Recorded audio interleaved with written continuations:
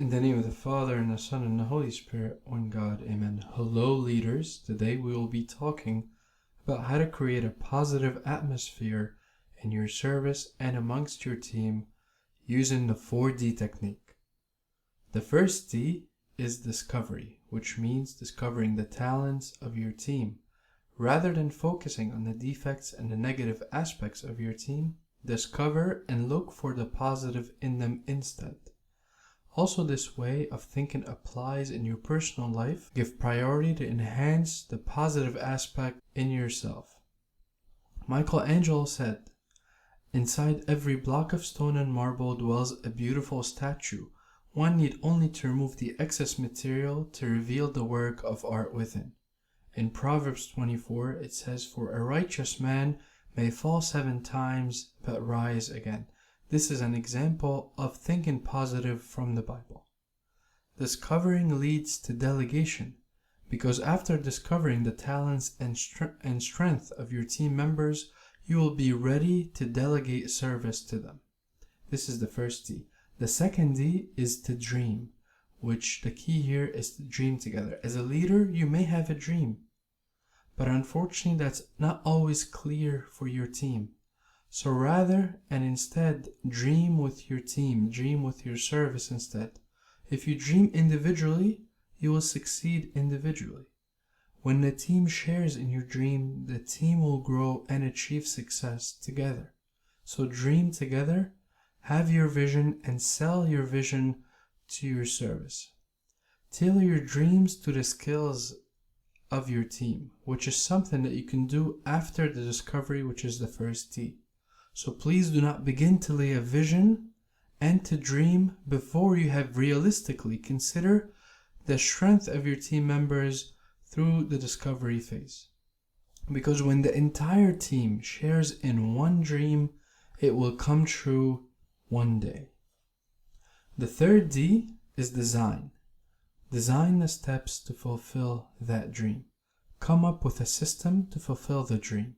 Sometimes leaders have a vision, yet they keep it for themselves without selling it and sharing it with their team. Accordingly, the team does not fulfill the dream. Other times, the leader has a vision and shares it with the team, and they're all on board, yet they lack the design and the steps to fulfill the dream, and yet again, the team does not fulfill the dream. This is why the design phase is very important. In design, we come up with the steps to reach the dream and to make sure that everyone is on board with these steps. This could be in the form of SMART goals. SMART, which is an acronym that stands for specific, measurable, achievable, realistic, and time-bound. The team should set a plan, tasks, and goals in order to achieve the dream that they all agreed upon. And finally, the last D is destiny. Destiny happens a little bit later. It is when you stop and ask yourself, where are we going? And are we on track? Questioning the destiny periodically helps assure that the team is on the right track to fulfill the dream. Can we see this model of the 4 Ds in the Bible? Yes, we can. We can see this model with Christ and his disciples. In the discovery, we see Christ discovering the good attributes of the disciples and calling them to be fishermen of men. And in the dream, we see the disciples leaving all to follow Christ and to be discipled by him. And in the design, we see Christ sending his disciples ahead of him where he himself was about to go and to preach. And finally, in destiny, we see that when they come back, Christ takes them aside to a private place to assess their ministry and to recharge their spirits. This is the 4D techniques. The first D is discovery.